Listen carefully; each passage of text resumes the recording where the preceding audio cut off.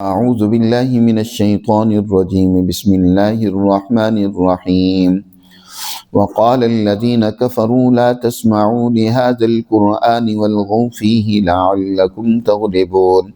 فلنذيقن الذين كفروا عذابا شديدا ولنجزينهم أسوأ الذي كانوا يعملون ذلك جزاء أعداء الله النار لهم فيها دار الخلد جزاء بما كانوا بآياتنا يجحدون وقال الذين كفروا ربنا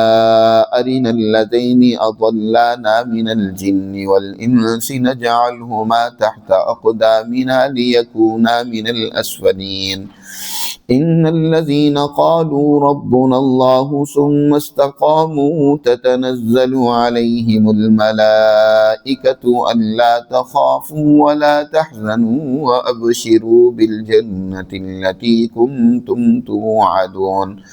نحن أولياؤكم في الحياة الدنيا وفي الآخرة وَلَكُمْ فِيهَا مَا تَشْتَهِي أَنفُسُكُمْ وَلَكُمْ فِيهَا مَا تَدَّعُونَ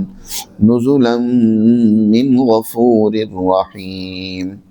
صدق اللہ العظیم۔ سورہ حامیم السجدہ کا یہ چوتھا رکوع ہے۔ اللہ سبحانہ و تعالی نے گزشتہ سورہ مبارکہ میں ان لوگوں کو جو اللہ کی تعلیمات سے اعراض کرتے ہیں ان کے لیے دنیا میں بھی جو اللہ کی طرف سے سخت ترین سزا اور ان کے لیے جو دنیا میں بھی ذلت اور رسوائی ہے اس کا تذکرہ کیا تھا، اور مثال دے کر بیان فرمایا کہ فَإِنْ أَعْرَضُوا فَقُلْ أَنذَرْتُكُمْ صَاعِقَةً مِثْلَ صَاعِقَةِ عَادٍ وَثَمُودَ۔ اگر یہ اللہ کی تعلیمات سے اعراض کریں تو انہیں جیسا عذاب قوم عاد اور سمود پر آیا اس جیسے عذاب کے حوالے سے انہیں خبردار ہونا چاہیے کہ ویسا عذاب ان پر بھی آئے گا۔ اور یقیناً اللہ سبحانہ و تعالی نے پھر ان مکہ کے مشرکوں اور ظالموں کو وہ سزا دی اس سچی مسلمان جماعت کے ہاتھوں جن کو انہوں نے اس اللہ کی تعلیمات کو قبول کرنے پر تکلیفیں پہنچائیں، اذیتیں دیں اور ان کی بات کو برداشت نہیں کیا، سنا نہیں، تو نتیجہ یہ نکلا کہ یہ ظالم پھر آخرکار دنیا میں بھی اللہ کے عذاب میں گرفتار ہوئے، بدر کے میدان میں مسلمان جماعت کے ہاتھوں ذلت و رسوائی کے ساتھ ہلاک ہوئے۔ اب یہاں سے اللہ کی ان تعلیمات سے اعراض کے نتیجے میں جو آخرت میں ان کے لیے سزا ہے اس کا بھی تذکرہ فرمایا۔ گزشتہ رکوع میں بھی اس کی تفصیلات تھیں کہ کل قیامت کے دن کس طرح ان کے خلاف ان کے اپنا وجود ہی گواہی دے گا، ان کے آنکھ، ان کے ہاتھ، ان کے کان، وہ خود بول کر کیسے ان کے خلاف گواہی دیں گے کہ انہوں نے یہ جرائم کیے، ان ہاتھوں سے یہ مظالم انہوں نے کیے۔ یہاں پر مزید اسی کی تفصیلات ہیں، اس سے پہلے ان کے اس ایک عمل بد کا تذکرہ ہے، اس خرابی کا بیان ہے کہ جس کی بنیاد پر ان کے لیے دنیا اور آخرت میں یہ سزا اور عذاب ہے۔ وہ یہ ہے کہ اللہ کی ان تعلیمات کو جب ان کے سامنے پیش کیا جاتا ہے تو یہ ایک تو سنتے نہیں ہیں، اور دوسرا یہ ہے کہ دوسروں کو سننے بھی نہیں دیتے، اور تیسرا یہ کہ جو خود ان تعلیمات کو پڑھ رہے ہیں، ان میں غور و فکر کر رہے ہیں، ان کی تلاوت کر رہے ہیں، ان کو ڈسٹرب کرتے ہیں، ان کو پریشان کرتے ہیں۔ چنانچہ مکہ کے یہ رؤساء اور سردار جب انہوں نے ہر ممکنہ کوشش کی کہ نبی کریم صلی اللہ علیہ وسلم کو بدنام کیا جائے تاکہ لوگ ان کے قریب ہی نہ آئیں، ہر طرح کے الزام لگائے، کبھی شاعر، کبھی مجنون، کبھی دیوانہ، کبھی جھوٹا علیاذ باللہ، کبھی جادوگر، طرح طرح کے الزام تراشیہ کی لوگوں کو حضور صلی اللہ علیہ وسلم سے دور کرنے کے لیے، لیکن وہ کوئی بھی ان کی تمام یہ الزام تراشیاں زیادہ کارگر اور مفید ثابت نہیں ہوئیں۔ جو بھی حقیقت پسند انسان وہ حضور صلی اللہ علیہ وسلم سے بات چیت کرتا، حضور سے حضور کے اعلیٰ اخلاق کو دیکھتا، حضور کی تعلیمات کو سنتا، تو یقیناً حقیقت کو سمجھ جاتا تھا اور نبی پاک صلی اللہ علیہ وسلم پر ایمان لے آتا۔ حضرت ابو ذر غفاری رضی اللہ تعالیٰ عنہ غفار قبیلہ سے تعلق رکھتے ہیں۔ انہوں نے جب ان غفار قبیلے میں پہنچا، حضور صلی اللہ علیہ وسلم کی نبوت کے بارے میں وہاں تک یہ بات پہنچی، تو پہلے انہوں نے اپنے بھائی کو بھیجا کہ جاؤ جا کر حالات تحقیق کر کے آؤ کہ کس طرح کے حالات ہیں، کون ہیں وہ صاحب جو نبوت کا اعلان کر رہے ہیں۔ وہ آئے اور واپس جا کر کچھ ملی جلی باتیں بتائیں، جو کچھ لوگوں کی سنی ہوئی باتیں تھیں وہ بھی بتائیں کہ لوگ ان کی مخالفت کر رہے ہیں، ان کی قوم ان کے مخالف ہے، اور حضور صلی اللہ علیہ وسلم کی سچائی کی باتیں بھی جو سنجیدہ لوگوں کے زبانوں پر تھیں ان کو بھی بیان کیا۔ تو حضرت ابو ذر غفاری مطمئن نہیں ہوئے، وہ خود وہاں آئے مکہ میں اور کئی دن تک حضور کی تلاش میں رہے، لیکن وہاں حضور سے ملنا ہی ممکن نہیں تھا۔ وہ اس وجہ سے کہ قریش کسی کو ملنے نہیں دیتے تھے۔ یہ نہیں کہ حضور صلی اللہ علیہ وسلم نے کوئی اپنے لیے اس طرح کا پروٹوکول قائم کیا ہوا تھا، لیکن قریش نے کوئی بھی باہر سے دوسرے قبیلے سے آتا تو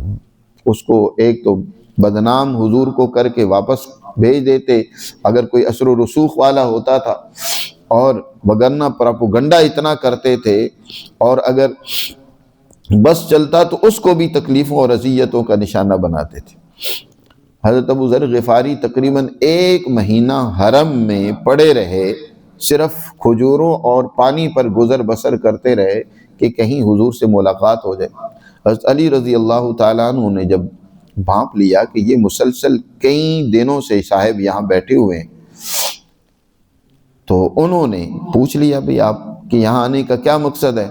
تو بتایا کہ میں تو اس شخصیت کی تلاش میں آیا ہوں جنہوں نے نبوت کا دعویٰ اور اعلان کیا۔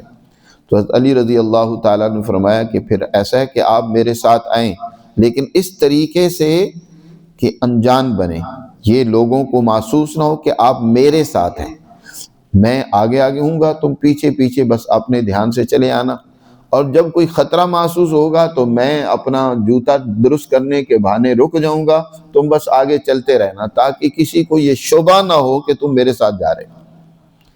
گویا کہ ملنا اتنا دشوار کر دیا گیا تھا، حضور صلی اللہ علیہ وسلم سے ملنے ہی نہیں دیا جاتا تھا، یہ حالت تھی۔ ایک وقت تو یہ تھا کہ حضور صلی اللہ علیہ وسلم سے برکت لیا کرتے تھے، دعائیں کروایا کرتے تھے بارش نہ ہونے کی۔ حضرت خواجہ ابو طالب کا وہ قصیدہ بڑا مشہور ہے، جس میں حضور صلی اللہ علیہ وسلم کی شان بیان کرتے ہوئے انہوں نے کہا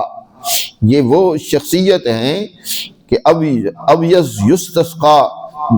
ہے بے وجہی ہیں، کہ یہ جس کے چہرے اور بے وجہی اور چہرے کی وساطت سے اللہ سے بارش مانگی جاتی ہے۔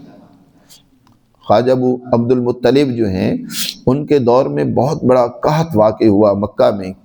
کئی دن گزر گئے، بارش نہیں ہوئی۔ آخر ایک خواب کے ذریعے سے انہیں اطلاع دی گئی کہ تم میں اللہ کے آخری نبی ان کا ظہور ہو چکا ہے، ان کو اپنے ساتھ لو اور اللہ سے ان کی وساطت سے دعا کرو تو اللہ تمہیں بارش سے نوازے گا۔ خواجہ عبد المطلب نے حضور صلی اللہ علیہ وسلم کو لیا اور حرم میں جا کر اللہ سے دعا کی حضور کی وساطت سے، تو اللہ نے فوراً بارش نازل کر دی۔ تو اسی طرح حضور صلی اللہ علیہ وسلم سے نبوت سے پہلے ہر اعتبار سے احترام، بڑے چھوٹے کیا، سردار کیا، عام آدمی کیا، بڑی عزت سے پیش آتے، لیکن جب اللہ کا پیغام رکھا،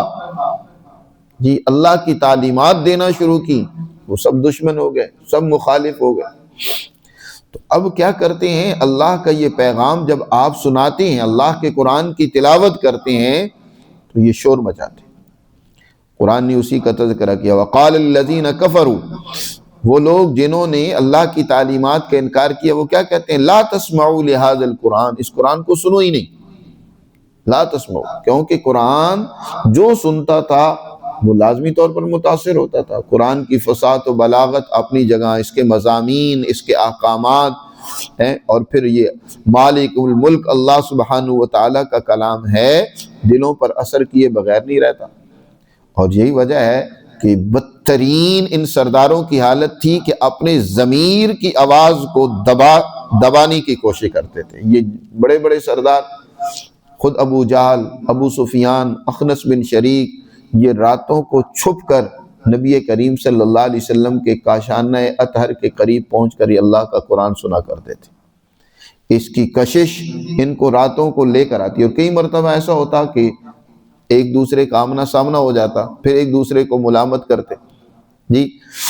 اور کہتے آئندہ ہم میں سے کوئی بھی یہ حرکت نہیں کرے گا، لیکن پھر ان کو وہ قرآن کھینچ کر لے آتا تھا اور راتوں کو چھپ کر سنتے تھے۔ ادھر یہ حال ہے، گویا کہ ضمیر ان کو کھینچتا ہے، لیکن وہی غرور، وہی جھوٹا تکبر، وہی سرداری،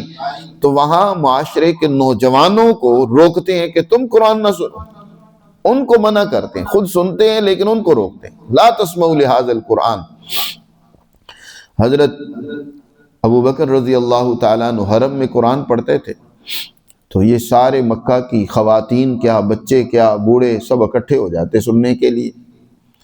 قریش نے ڈر محسوس کیا کہ اس طرح تو ان کی دعوت پھیلتی چلی جائے گی۔ حضرت ابوبکر رضی اللہ تعالیٰ عنہ کو نکلنے پر، یہاں سے ہجرت کرنے پر مجبور کر دیا۔ حضرت ابوبکر رضی اللہ تعالیٰ عنہ ہجرت کے لیے نکلے، ابھی مکہ سے باہر گئے ہی تھے کہ ایک سردار سے ملاقات ہوئی، ابن دغنہ۔ اس نے پوچھا کہاں کا ارادہ ہے ابوبکر؟ کہا کہ یہ آپ کی قوم مجھے تو یہاں رہنے نہیں دیتی۔ کہا کہ آپ جیسا انسان جو بیواؤں کا سہارا ہے، یتیموں کا سرپرست ہے، جو یہاں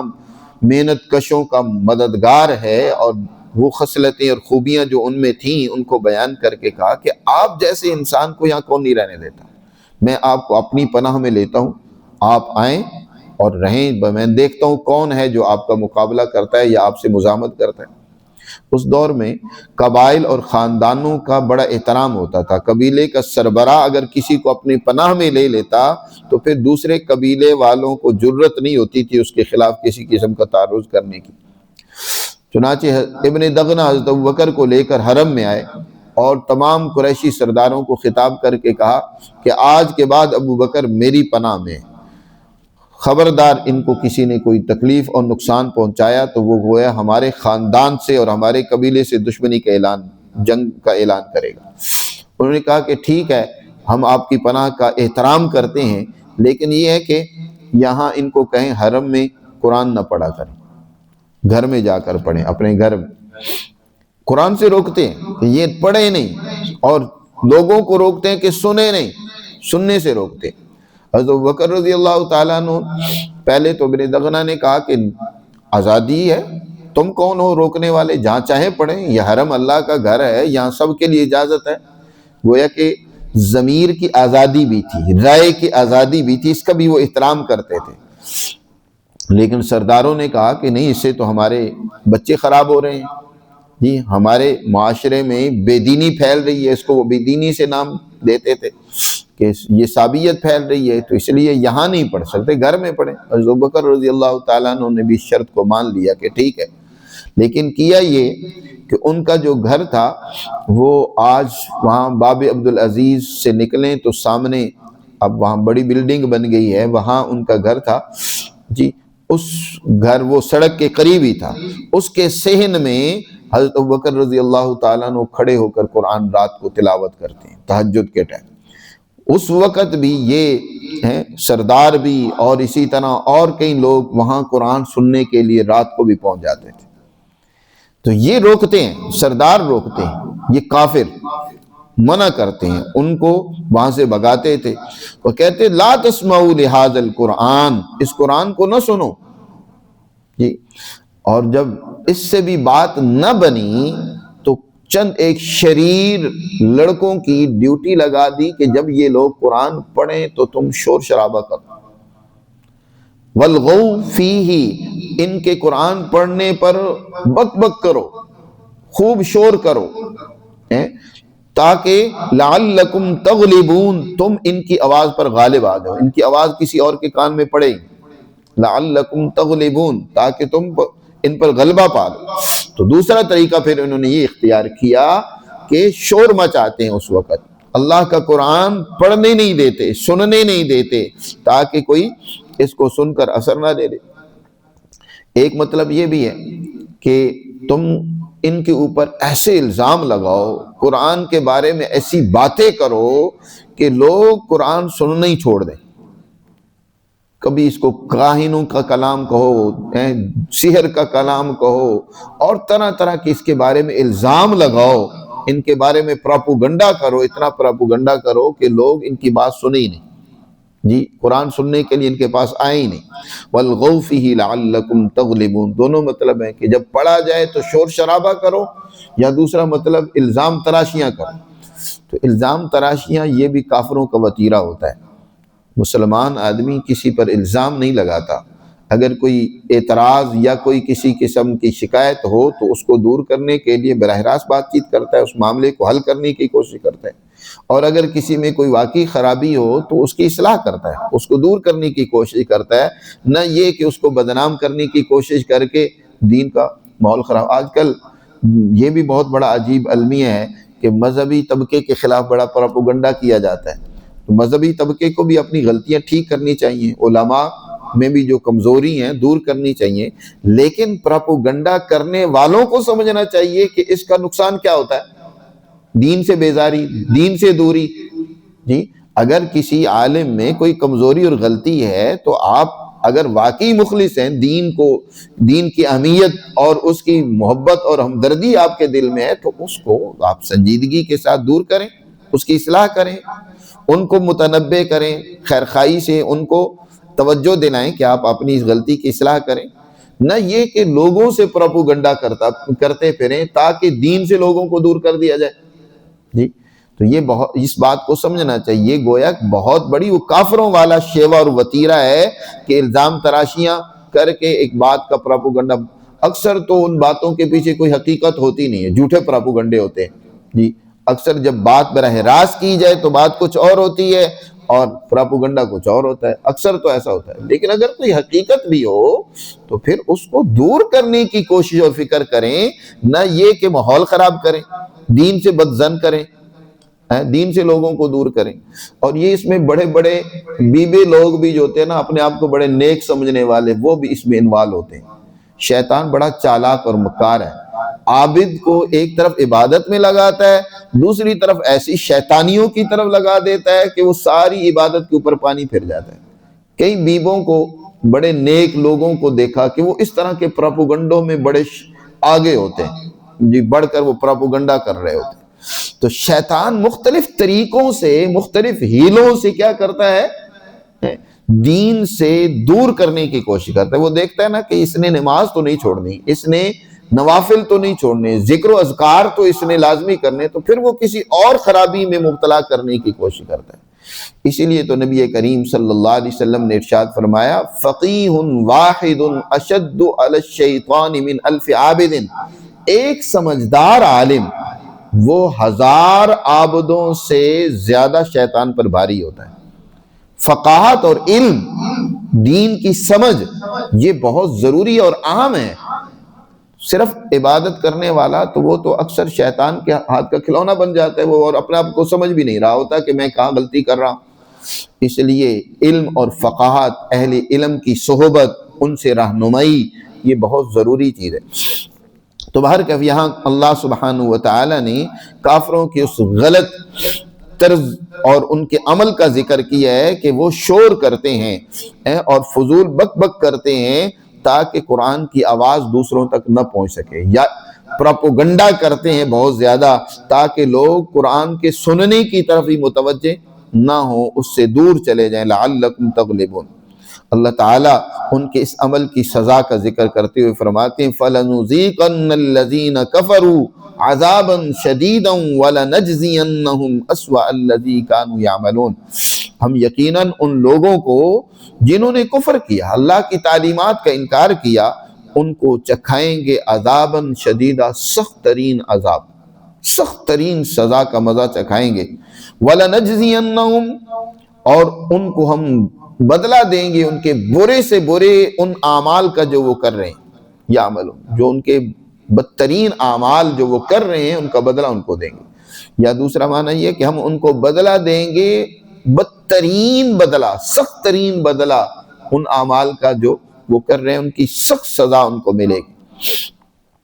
ذالک جزاء اعداء اللہ النار، یہ بدلہ ہے اللہ کے دشمنوں کا۔ جی بدلہ کیا ہے؟ آگ کی صورت میں، النار جہنم کی آگ، جی لہم فیہا دار الخلد، اس آگ میں ان کے لیے ہمیشہ رہنا ہوگا، جزاء بما کانوا بآیاتنا یجحدون، یہ سزا ہے، بدلہ ہے اس کا جو ہماری آیات کا، ہماری تعلیمات کا وہ انکار کرتے تھے۔ وقال الذین کفروا، وہاں جب ان ظالموں کو اور کافروں کو وہاں ڈالا جائے گا جہنم کے اندر، وہ اس کی سزا سے تکلیف اٹھائیں گے، تڑپیں گے، روئیں گے، دھوئیں گے، تو اللہ سے پھر ایک اور التجا بھی کریں گے، کہیں گے وقال الذین کفروا، کہیں گے وہ لوگ جنہوں نے کفر کیا، ربنا ارنا الذین اضلانا، اے ہمارے پروردگار ہمیں دکھلا دیں، الذین وہ دو شیطان، دو قسم کے جو شیطان تھے، اضلانا جنہوں نے ہمیں گمراہ کیا۔ وہ دو قسم کے شیطان کون سے تھے؟ ایک تو وہ جن کا تعلق جنوں سے ہے، جو شیطان جس کو کہا جاتا ہے ابلیس، اور دوسرا والانس، اور وہ جو دوسرا انسانوں میں سے شیطان تھے۔ جی انسانی شیطان بھی ہوتا ہے اور جنوں میں سے بھی شیطان ہوتے ہیں، ابلیس اور اس کی ذریت جنوں میں سے ہے، اور اس طرح انسان بھی وہ شیطان ہوتے ہیں جو پروپیگنڈے کر کے یا مختلف طریقوں اور حربوں سے کیا دین سے دور کرنے کی لوگوں کو کوشش کرتے ہیں۔ تو اس میں ان کے پروپیگنڈوں میں آنے والے جو لوگ ہیں وہ بھی جہنم میں جائیں گے، اور جو ان کے لیڈر رہنما جو اس پروپیگنڈے کے بڑے سرغنہ تھے، ان کے بارے میں وہ اللہ سے کہیں گے، وہ کمزور لوگ جو ان کے پیچھے چلتے تھے، لیڈروں کے پیچھے چلتے تھے، جھوٹے مفاد پرست خود غرض، چاہے وہ کوئی حکمران ہو، چاہے وہ کوئی عام آدمی ہو، چاہے وہ کوئی مذہبی نمائندہ اور پیر اور کوئی ہو، وہ دوسروں کو گمراہ کرتا ہے، تو ان کے بارے میں یہ کمزور لوگ جو ان کے پیچھے چلنے والے ہیں کل اللہ سے التجا کریں گے کہ ان کو ہمیں دکھلائیں جنہوں نے ہمیں گمراہ کیا، اضلانا، جنہوں نے ہمیں اس غلط راستے پر ڈالا ہے، وہ ہمارے سامنے آئے، نجعلہما تحت اقدامنا، ہم انہیں آج اپنے قدموں کے نیچے روندیں۔ اتنا ان کو غیظ و غضب آئے گا، جو تکلیف ان کو پہنچے گی آگ کی، تو وہ ان پر غصہ نکالنے کے لیے کہیں گے کہ یا اللہ وہ ہمارے سامنے آئیں تاکہ ہم ان کو آج پاؤں کے نیچے روندیں، لیکونا من الاسفلین، تاکہ وہ سب کے سامنے آج ذلیل و رسوا ہو جائیں کہ انہوں نے دنیا میں ہمیں کس قدر گمراہی میں مبتلا کیا۔ جنوں اور انسانوں میں سے بھی شیطان ہوتے ہیں جو انسانوں کو دوسروں گمراہی میں مبتلا کرتے ہیں۔ کل ہی درس میں ہم نے پڑھا، اللہ سبحانہ وتعالی نے یہ بات بھی بیان فرمائی کہ وَقَيَّضْنَا لَهُمْ قُرَنَاءَ فَزَيَّنُوا لَهُمْ مَا بَيْنَ أَيْدِيهِمْ وَمَا خَلْفَهُمْ، کہ ہم نے ان کے لیے ایسے قرین اور ساتھی، دوست اور رفیق مقرر کر دیے ہیں ان کافروں کے لیے، جو ان کے لیے ہر طرف سے ان کے اعمال کو مزین و آراستہ کر کے پیش کرتے ہیں کہ تم بڑا اچھا کام کر رہے ہیں، تمہارا بڑا کام ٹھیک ہے۔ حکمرانوں کے جو چاپلوس قسم کے طبقے اور ٹولے ہوتے ہیں، اسی طرح جو عام دوستوں میں بھی ایسے کئی دوست ہوتے ہیں جو بظاہر بڑی میٹھی باتیں اور بڑی مطلب سرسبز و شاداب باتیں پیش کرتے ہیں، لیکن اس کو وہ میٹھا زہر دے کر رائے حق سے جدا کر دیتے ہیں، دین کی بدگمانی ذہن میں بٹھا دیتے ہیں، دین سے دور کر دیتے ہیں، غلط کاموں میں مبتلا کر دیتے ہیں۔ تو اللہ سبحانہ وتعالی فرماتے ہیں کہ کل قیامت کے دن یہ جو غلط راستہ جنہوں نے اختیار کیا، وہ اپنے ان گمراہ کرنے والے لیڈروں کے بارے میں اللہ سے کہیں گے کہ یا اللہ آج ہمارے سامنے ان کو کر تاکہ ہم ان کو پاؤں سے روندیں، لیکونا من الاسفلین۔ ایک تو مطلب یہ تاکہ وہ لوگوں کے سامنے، تمام جہنمیوں کے سامنے ذلیل ہو جائیں، اور دوسرا مطلب اس آیت کا یہ بھی ہے کہ لیکونا من الاسفلین، اے اللہ ان کے اس بدعملی کی سزا میں سب سے نچلے درجے کی سزا ان کو دو، یعنی سب سے اسفل السافلین جس کو کہا کیا، نچلے سے سب سے زیادہ جس میں ذلت اور رسوائی ہوگی اور عذاب سب سے زیادہ ہوگا، اے اللہ وہاں ان کو پہنچا۔ یہ تو وہ کافر لوگ تھے جنہوں نے اللہ کے کلام سے منہ موڑا اور دوسروں کو بھی روکا۔ اب اس کے مقابلے میں وہ سچی مسلمان جماعت ہے، ان کا تذکرہ اللہ سبحانہ و تعالیٰ کرتے ہوئے فرماتے ہیں ان الذین قالوا ربنا اللہ، بے شک وہ لوگ جنہوں نے کہا کہ ہمارا رب کیا ہے؟ اللہ ہے، اللہ کو انہوں نے اپنا رب تسلیم کیا، ثم استقاموا، پھر اس پر ڈٹ گئے، استقامت اختیار کی۔ استقامت کیا ہے؟ نبی کریم صلی اللہ علیہ وسلم نے ارشاد فرمایا بہت سارے لوگ ہیں جو کہتے تو ہیں کہ ربنا اللہ، ہمارا رب اللہ ہے، لیکن پھر اس سے پھر جاتے ہیں۔ جی صرف زبان سے کہنا کہ ہمارا رب اللہ ہے یہ کافی نہیں ہے، بلکہ ساری زندگی موت تک انسان اللہ کے احکامات، اس کی تعلیمات پر عمل کرتا رہے اور ان کو اپنے سامنے رکھے۔ جی یہ ہے استقامت، ڈٹا رہے، جمع رہے۔ حضرت سفیان بن عبداللہ الثقفی رضی اللہ تعالیٰ عنہ نے نبی کریم صلی اللہ علیہ وسلم سے درخواست کی کہ اللہ کے رسول مجھے کوئی ایسی نصیحت فرمائیں کہ جو میری نجات کے لیے کافی، اور آپ کے بعد کسی اور سے مجھے کوئی بات پوچھنے کی نوبت نہ آئے۔ آپ صلی اللہ علیہ وسلم نے فرمایا پھر قل آمنت باللہ ثم استقم، کہ میں اللہ پر ایمان لے آیا اور اس پر ڈٹ جا، مرتے دم تک اللہ کی احکامات، اس کی تعلیمات پر قائم رہے، یہی تیری نجات کے لیے کافی ہے۔ تو استقامت، حضرت ابوبکر صدیق رضی اللہ تعالیٰ عنہ سے مروی ہے کہ انہوں نے صحابہ سے پوچھا کہ استقامت کیا ہے، اس آیت کا مطلب کیا ہے جس میں اللہ نے ارشاد فرمایا ثم استقاموا؟ تو صحابہ نے کہا کہ اللہ کے اے حضرت خلیفۃ المسلمین، ہم تو سمجھتے ہیں کہ اللہ کے نافرمانی کبھی نہ کرے، لم یذنب، کہ جو ایمان لے آیا اس کے بعد وہ کسی قسم کا گناہ نہ کرے۔ تو ابوبکر رضی اللہ تعالیٰ نے فرمایا یہ تو تم نے معاملہ بڑا سخت کر دیا، استقامت کا مطلب یہ نہیں ہے، غلطی بھی ہو جاتی ہے کسی مومن سے انجانے میں، لیکن وہ پھر معافی مانگتا ہے۔ استقامت یہ ہے کہ انسان اللہ کے احکامات کی جان بوجھ کر مخالفت نہ کرے، شرک نہ کرے، بت پرستی میں مبتلا نہ ہو، اس کی مخالفت نہ کرے، کہ اللہ کے احکامات کے مقابلے میں نہ آئے۔ جی ایک تو ہے نا اللہ، غلطی ہو گئی انسان سے، جان بوجھ کر نہیں، دیدہ نادانستہ غلطی ہو گئی، انسان خواہشات سے مغلوب ہو گیا۔ ایک یہ کہ انسان جان بوجھ کر جو ہے وہ غلط راستے پر چلتا ہے اور اللہ کا مقابلہ کرتا ہے، سچی جماعتوں کا مقابلہ کرتا ہے، سچے اللہ والوں، علماء ربانی، اولیاء اللہ، ان کی مخالفت کرتا ہے، جان بوجھ کر کرتا ہے۔ تو یہ گویا کہ وہ استقامت سے ہٹا ہوا انسان ہے۔ حضرت عمر فاروق رضی اللہ تعالیٰ عنہ سے مروی ہے، انہوں نے فرمایا کہ استقامت یہ ہے کہ فرائض کی ادائیگی پر قائم رہے، جو اللہ کی طرف سے فرض کی گئی چیزیں ہیں، احکامات ہیں، ان پر جمع رہے، ان کی مخالفت نہ کرے، فرائض کو نہ چھوڑے۔ اور حضرت عثمان غنی رضی اللہ تعالیٰ نے فرمایا اخلاص کے ساتھ عمل کرنا استقامت ہے، کہ خلوص اس میں موجود ہو۔ حضرت علی رضی اللہ تعالیٰ عنہ سے مروی ہے، وہ فرماتے ہیں کہ انسان جو ہے نافرمانی نہ کرے اللہ کی، اور جتنے بھی اللہ کے احکامات ہیں ان پر جمع رہے۔ تو یہ سب باتیں استقامت میں آتی ہیں۔ کسی نے ایک بات کو بیان کیا، کسی نے دوسری بات کو بیان کیا، لیکن یہ سب باتیں استقامت میں شامل اور داخل ہیں کہ اللہ کے فرائض اور احکامات کی اتباع اور پیروی کرتے رہنا، اور گناہ اگر ہو جائے تو فوراً اللہ کی طرف رجوع کرنا۔ یہ نہیں ہے کہ گناہوں پر آگے قائم رہے، ڈٹا رہے، پھر گناہ پر گناہ کرتا چلا جائے۔ جی اور اسی طرح یہ ہے کہ انسان شرک، کفر اور ظلم و زیادتی سے بچتا رہے۔ تو جو لوگ ایسے ہیں اللہ کو ماننے کے بعد اللہ کے ان احکامات پر عمل کرتے ہیں تو تتنزل علیہم الملائکہ، ان کے اوپر اللہ کے فرشتے اترتے ہیں، تتنزل علیہم الملائکہ، اور وہ کہتے ہیں لا تخافوا ولا تحزنوا، تمہیں کسی قسم کا خوف کرنے کی ضرورت نہیں ہے، تمہارا مستقبل، تمہاری آئندہ کی زندگی وہ بے خطر ہے،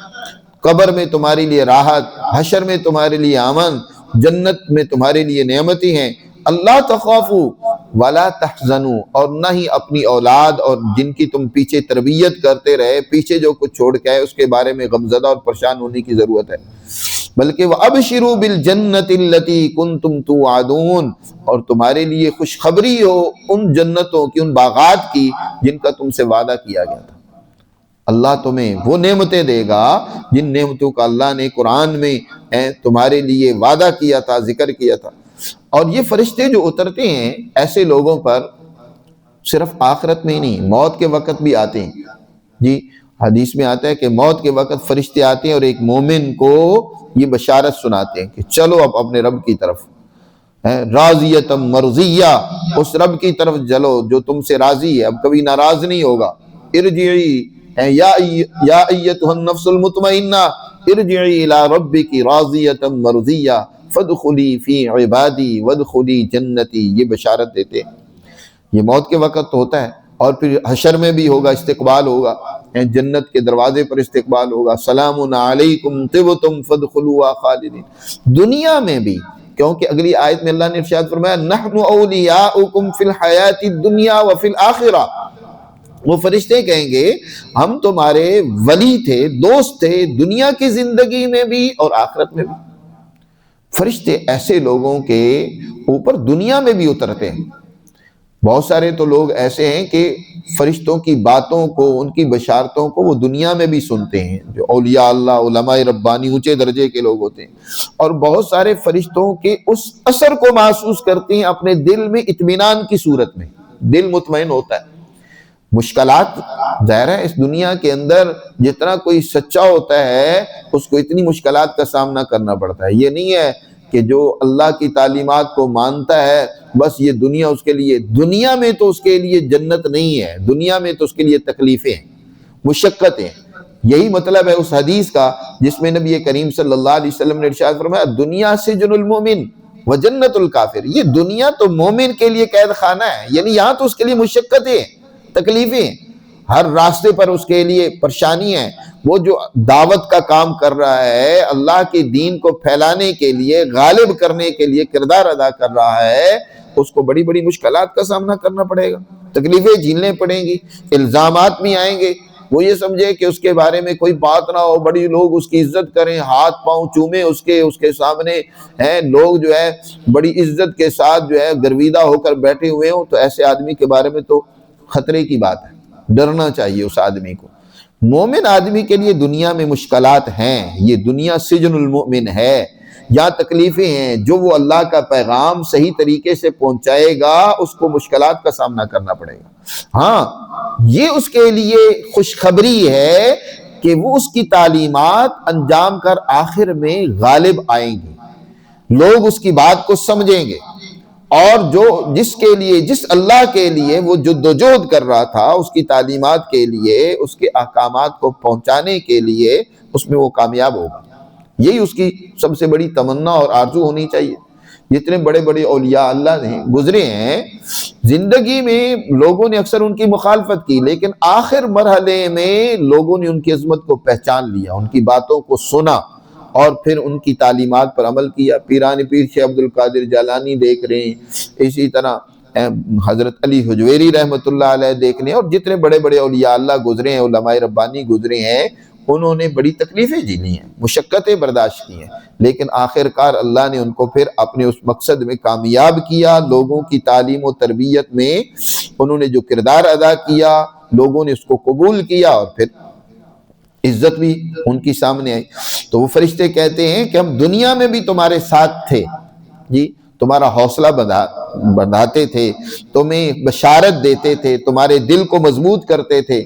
نبی کریم صلی اللہ علیہ وسلم اور صحابہ کرام سب سے بڑی مثال ہے ہمارے لیے کہ آپ نے کتنی تکلیفیں جھیلی، کتنی مشقتیں اٹھائیں، کتنی قربانیاں دیں، جی لیکن اللہ نے پھر آخر کامیاب کیا نا۔